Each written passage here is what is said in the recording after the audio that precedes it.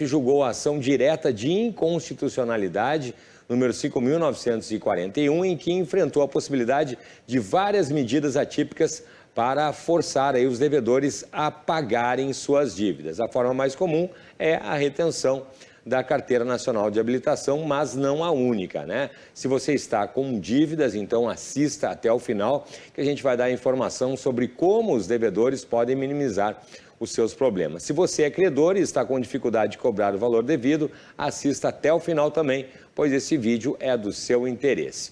Falaremos também sobre a penhora parcial do salário, que antigamente era considerado impossível e agora já é uma opção dos credores. Dr. Guilherme Colim, tradicionalmente segundas-feiras ao vivo, já está aqui para responder essas e outras perguntas. Boa tarde, doutor Guilherme. Boa tarde, Cláudio, tudo bom? Tudo tranquilo. Doutor Guilherme, vou começar lhe perguntando, o senhor já havia falado sobre retenção da Carteira Nacional, né, de habilitação por dívidas em uma entrevista aqui. O que mudou dessa entrevista para cá? Bom, Cláudio, a situação é a seguinte. Lá em 2015, estamos falando, portanto, de 8 anos atrás, né, um pouco menos, porque quase 8 anos atrás, lá em 2015, o Código de Processo Civil entrou em vigor o atual Código, e ele prevê lá no seu artigo 139, inciso 4º, a previsão de medidas atípicas para coerção dos devedores. Medidas atípicas, elas são todas as formas, além da penhora de bens, a penhora de bens é uma medida típica. A medida atípica são todas as formas que o juiz pode utilizar para, sem destruir, sem ofender a dignidade do devedor, forçá-lo a efetuar o pagamento. São formas de pressão. A lei não fala em retenção da CNH. A retenção da CNH é a que mais se utiliza, mas não é a única forma. Lá no início, tu me perguntou o que muda, né? O que mudou? A lei é a mesma, só que vários tribunais do país eram muito resistentes em aplicar essas medidas. Outros tribunais estavam numa posição intermediária, que é o caso do Rio Grande do Sul. Aplicavam a medida atípica, pode ser apreensão da CNH, que a gente usa como exemplo que é o mais comum, mas pode ser qualquer outra coisa. Apreensão do passaporte, proibição de viajar de avião em voo nacional para viagens a lazer. Teve decisões já antigas, né, não é comum, mas já proibindo a pessoa de ter TV por assinatura em casa. Medidas atípicas são formas de cercear algum direito, alguma área da vida do devedor para fazê-lo pagar aquela dívida, para constrangê-lo a pagar. O Tribunal de Justiça do Rio Grande do Sul estava numa posição intermediária. Ele aplicava essas medidas de maneira excepcional. Depois de exauridas todas as formas de execução, depois de tentar por muito tempo, ele aplicava. Santa Catarina e o Distrito Federal sempre foram muito mais rigorosos. O devedor vai pagar? Não vou pagar. Vamos ver se tem algum bem penhorável. Não tem bens penhoráveis. E com muita frequência, então a gente vai começar a apertar a tua vida. Santa Catarina e Distrito Federal têm uma postura mais agressiva em favor do credor. E o tema não havia sido levado até o STF, Cláudio. E muitas pessoas defendiam que isso seria inconstitucional, mas a discussão ficava sempre por aqui, no primeiro grau, no tribunal aqui e ali, e tinha essa dúvida. E eu considero isso um erro estratégico da advocacia, considero um erro muito grave, estrategicamente falando, quando o advogado leva para uma corte superior um tema cuja a postura já é a seu desfavor. E foi o que aconteceu. Foi ajuizada uma ação direta de inconstitucionalidade no STF, com o modelo atual, e o STF disse, o ministro Alexandre de Moraes disse, esta ação é um absurdo. O ministro Luiz Fux também trouxe argumentos pesados, dizendo, não, está lá no Código de Processo Civil e pagou, contraiu uma dívida, tem que pagar. Se não pagar, é justo que o judiciário aplique essas medidas. Então, era previsível isso. E aí, com esta decisão, agora do STF, os credores ganharam força. E os tribunais e juízes que tinham dúvidas se deveriam ou não deveriam aplicar essas medidas, agora têm uma decisão do STF influenciando nesse sentido. Então, o que mudou? A lei é a mesma, as regras são as mesmas, mas a tese mais rigorosa em favor dos credores ganhou uma força muito grande. E só para o pessoal de casa entender, doutor Guilherme, quando então que essas medidas podem ser aplicadas? Quando que elas são aplicadas? A lei não diz, ela não apresenta um cronograma. Precisará ser feito tal procedimento, tal outro, tal outro, tal outro. Mas na prática, quando é que o credor consegue alguma medida típica? Eu já falei, mas a gente é repetitivo aqui por motivos didáticos, né? Quando é que o credor consegue reter a carteira de habilitação, passaporte ou alguma coisa assim do devedor? Normalmente, é ajuizada a ação de execução, o devedor é citado para indicar bens à penhora. Aí ele não indica. Aí o credor é intimado para procurar algum bem do devedor. Aí ele procura e não encontra. Aí passa um tempo, são feitas várias tentativas de penhora online, né? Penhora de saldo da conta bancária, penhora daqui, penhora dali, não consegue. Existe a penhora parcial do salário, que acho que a gente vai falar mais adiante, né, Cláudio? Que muitas vezes ela é solicitada e não é concedida, ou muitas vezes o devedor não tem salário fixo, não tem de quem reter. E aí, quando o devedor não paga e o credor não consegue, já demonstrou que não consegue satisfazer o seu crédito de outras formas, ele pede as medidas atípicas. Normalmente, cassação da suspensão da CNH, retenção da CNH, passaporte, eventualmente se pede a proibição para voos domésticos de lazer. É óbvio que se a pessoa vai trabalhar, usa para trabalho, não faria sentido. Existe uma medida típica que eu, pessoalmente, acho que ela não é a melhor. Aí eu tenho uma ressalva, que é a medida de proibição do devedor participar de concursos públicos. Porque aí, às vezes, o devedor não tem dinheiro para pagar, aí ele precisa fazer um concurso público, mas ele é proibido de fazer o concurso público porque não pagou, e como não fez o concurso, não obtém aquele salário e continua sem pagar.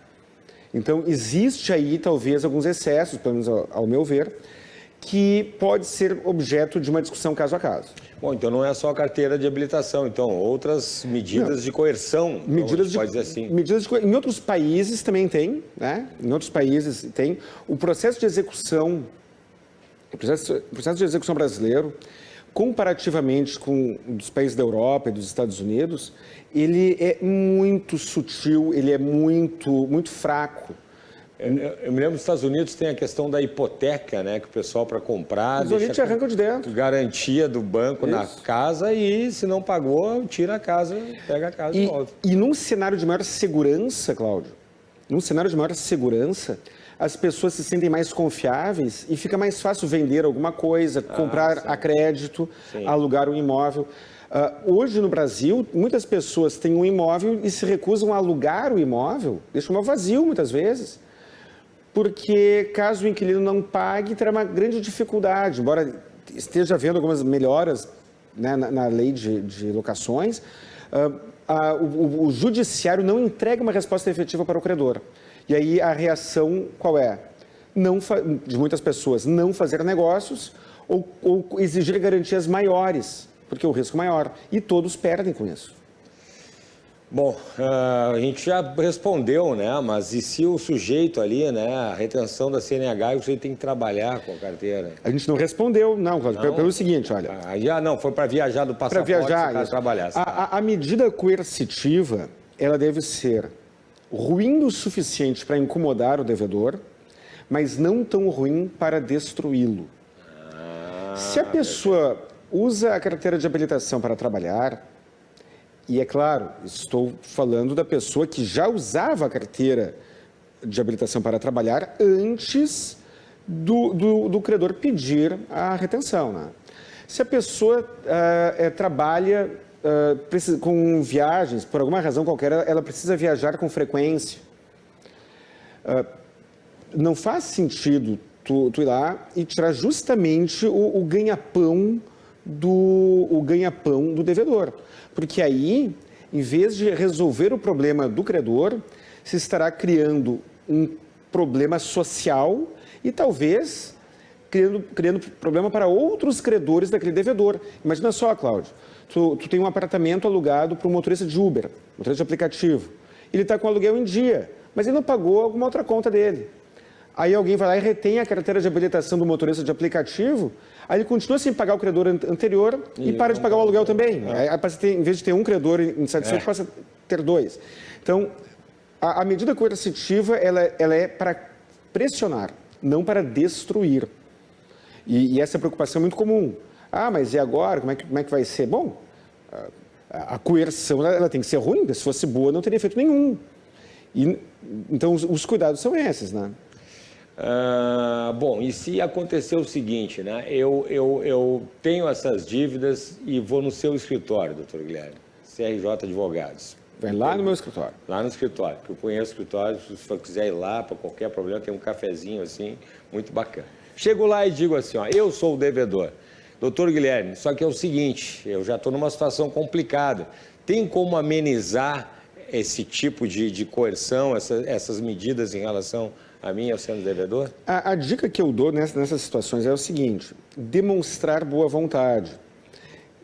Aqui em Porto Alegre, eu obtive uma medida dessas recentemente, em que o meu argumento foi o seguinte, o devedor não paga, pela aparência, pelo que ele ostenta nas redes sociais, ele tem um estilo de vida que ele teria como apertar o cinto, continua sem pagar, não aperta o cinto, não propõe nada de sério para pagar.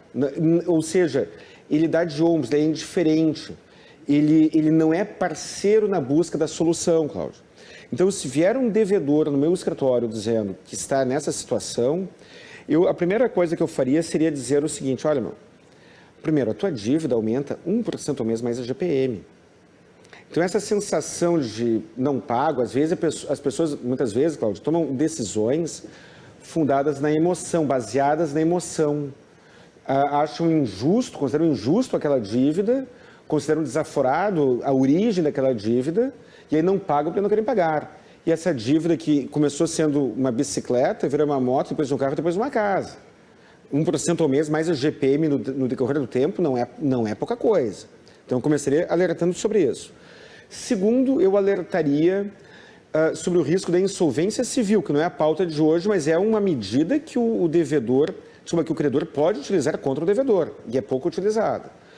E diria para ele o seguinte, procure uma solução, ainda que não vai ser a solução sob medida que o credor deseja receber à vista. Isso tu não consegue. Ok. Demonstra boa vontade.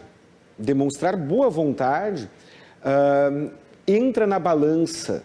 Porque quando a gente está falando, Cláudio, de medida de pressão, medida de coerção, isso envolve muito a postura que o devedor tem frente àquela dívida. Eu não pago, mas o cara entra ali no meu Instagram, tem um monte de foto minha viajando, frequentando motoclube, indo ao restaurante caro. E aí o meu credor fica lá chupando o dedo. E nem sempre o credor é rico e o devedor é pobre. Muitas vezes é o contrário. Muitas vezes o devedor tem mais dinheiro que o credor. Então, eu ponderaria isso para o meu cliente. E depois eu falaria com ele sobre a possibilidade de revisão de dívidas, nos casos de dívidas que possam ser revisadas, né? Pois então, doutor Guilherme, para quem estiver pensando aí que o doutor Guilherme Colim é insensível, né, à dor dos devedores, né, eu recomendo que você procure aí vários vídeos que ele fala sobre, inclusive, revisional de juros, né, e ações de dano moral contra órgãos de proteção de crédito. Doutor Guilherme, o senhor poderia falar rapidamente sobre isso, começando pela questão da revisão dos juros? Revisão de juros. Tem lá no canal Seba Direito um vídeo que fala sobre isso, então lá a gente explica melhor. Mas a revisão de juros. No passado era mais fácil, era mais provável o sucesso. Hoje a jurisprudência, o judiciário não trata como tratava 20 anos atrás, mas ainda reconhece a possibilidade de revisar os juros, revisar dívidas, quando demonstrada a abusividade. Só que o conceito de abusividade atual não é o de 20 anos atrás, não é o de 15 anos atrás. Hoje, o conceito de juros abusivos é a comparação do juro efetivamente contratado com a média praticada no mercado, e esta média está à disposição no site do Banco Central.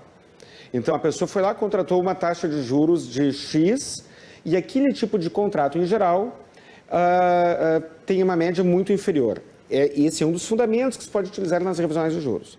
Segundo fundamento é o método de cálculo. Muitas vezes, e no site do Banco Central tem a calculadora do cidadão. Você pega o seu contrato de financiamento bancário, põe no Google ali, calculadora do cidadão Banco Central. Pega o seu contrato de financiamento bancário. Na calculadora do cidadão tem 4 campos: valor do financiamento, taxa de juros, e ele só tem a taxa de juros mensal, mas dá para tirar uma base. Valor do financiamento, taxa de juros mensal, número de parcelas e valor da parcela. Você preenche 3 desses campos e deixa um em branco. Você pega o seu contrato e coloca lá, valor financiado, tal, taxa de juros mensal, tal, número de parcelas, tal, e não preencha o valor da parcela. Coloca ali em calcular. A calculadora do cidadão dirá qual deverá ser o valor daquela parcela. E muitas vezes a conta não fecha. E aí, doutor Guilherme? Aí procura um advogado dentro com uma ação revisional. Não, deixa eu pegar aqui como é que é o nome lá do Banco Central lá? Calculadora do cidadão. Calculadora do cidadão, gente. Tá no Google. Olha, presta no Google atenção lá. nisso, gente. Tá disponível para qualquer um. Põe no Google. Calculadora do cidadão, Banco Central. Calculadora do cidadão, Banco Central. Vou anotar aqui. Não precisa anotar, só tu olhar meus vídeos do YouTube. Mas assim, calculadora do cidadão. Aí você vê, você consegue verificar se aquela taxa de juros do seu contrato corresponde ao que efetivamente foi calculado. E eu já vi situações que a pessoa fez um financiamento e a taxa de juros era baixa, Cláudio. A taxa de juros era muito baixa. Só que o valor da parcela era desproporcionalmente alto. O cara pegou um dinheiro, pegou tanto para pagar uma taxa de juros baixa em tantas vezes, e aí eu coloquei... pagando acima. E o valor da parcela calculada pela calculadora do cidadão era muito maior do que o valor da parcela prevista no contrato. E aí é possível entrar com uma ação judicial e revisar essa dívida, e mais, isso ainda favorece os outros credores, Cláudio. Sim. Porque aí tu está endividado, devendo dinheiro para banco, por exemplo. Sim. Aí está numa situação dessas. Aí tu está lá pagando a prestação para o banco, com a corda no pescoço. Aí chega eu ali, que sou teu credor de aluguel, tu aluga, eu tenho imóvel que eu alugo por temporada lá em Gramado, que tu já foi até. Sim. Aí tu vai lá para Gramado, não me paga meu aluguel. Porque o dinheiro que tu usa para me pagar, tu usa para pagar o banco, que tu cobra um juro absurdo. Abusivo. Então, a revisão de juros também é uma ferramenta que o devedor deve utilizar. Perfeito. Vamos falar então também sobre a questão do dano moral, né, doutor Guilherme, contra órgãos de proteção de crédito. Órgãos de proteção ao crédito. Essa sessão, para mim, eu fico muito envaidecido, porque a primeira delas, quem ganhou fui eu. Opa. Eu me formei com 22 anos de idade na faculdade. E aí eu encontrei lá no Código de Defesa do Consumidor um artiguinho lá, que estava lá desde sempre, 43, parágrafo 2º, que diz que o consumidor deve ser comunicado por escrito antes de ter o seu nome negativado. Aí eu comecei a entrar com ações judiciais de dano moral e de cancelamento para pessoas que estavam devendo. E eu não discutia a dívida. Não discutia a dívida. O cumprimento do discutia aviso. a formalidade que o órgão de proteção ao crédito não observava. Que estava lá. Cláudio, foi muito interessante. Entrei com as ações e perdi tudo. Perdi todas. Apelei, perdi todas e ainda ouvi desaforo. Aí recorri para o STJ e ganhei. Doutor Guilherme, praticamente vamos fazer um livro sobre a história desse homem. E essas ações, aí eu sei no programa do Rogério Mendelski. Grande colega. Acho que era no da Rádio Guaíba, na época. E eu fiquei sabendo do julgamento do STF, na época não era tão automatizado, eu fiquei sabendo do julgamento pela rádio. Quando ele falou... Mas aí sem show de vai desse. Eu fiquei grandão. Né? Mas aí é que tá, de lá para cá ainda hoje existe. Entre nos sites dos tribunais e coloque ali uma pesquisa de jurisprudência. Dano moral, órgão de proteção ao crédito, comunicação. Os tribunais de justiça, não sei se do Brasil inteiro, mas do Rio Grande do Sul, de Santa Catarina, Paraná, Rio de Janeiro, São Paulo, tem várias e várias decisões, e o STJ também dizendo que a pessoa que teve seu nome negativado em órgão de proteção ao crédito, ela deverá ser indenizada caso não tenha sido comunicada dentro das formalidades legais. E aí, não vem ao caso se está devendo ou não, Cláudio. Tu sai daqui da RDC, vai numa loja, compra um par de sapato, não paga. E não paga e não paga. Não entra com revisional, não entra com nada. Teve teu nome negativado.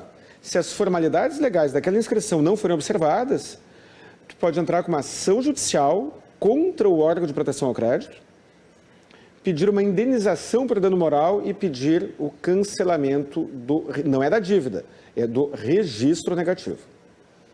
Essa eu não sabia também. Claro que sabia, tu me entrevistou e a gente falou sobre isso, Cláudio. Quando esqueceu? Quando isso? Eu já estou com uns 2 anos atrás. Ah, não. Não, 2 anos atrás. Aí eu faço 43, pessoal rindo, eu faço 40 entrevistas por semana. Há 2 anos atrás eu não lembrava realmente. Tá certo. Doutor Guilherme Coelho, só para a gente concluir também, e outra coisa importante que é a penhora do salário, né? Como é penhora do salário.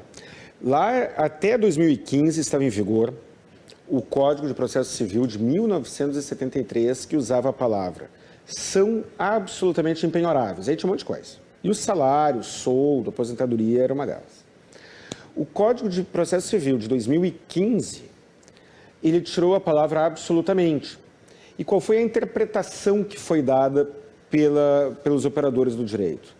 Que são impenhoráveis, aí tem um monte de coisa ali também, mas que, de forma excepcional, elas podem ser relativizadas, aquela impenhorabilidade.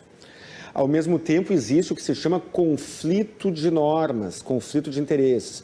De um lado, existe o salário que é impenhorável, mas, de outro lado, existe o princípio constitucional do não enriquecimento sem causa. Então, a pessoa tem o salário e não tem bem nenhum no seu nome, não tem nem carteira de habilitação para ser retida, não tem nada no seu nome, mas tem o seu salário. E muitas pessoas ainda têm, ou tinham um tempo atrás, aquela sensação de não tenho nada para me tirarem. Eu vou lá, contraio minhas dívidas, não pago, ninguém me tira nada e fica por isso mesmo. Pois é, já há vários anos, os tribunais têm reconhecido a possibilidade de penhora parcial do salário, e aí se leva em conta o seguinte, a mesma linha.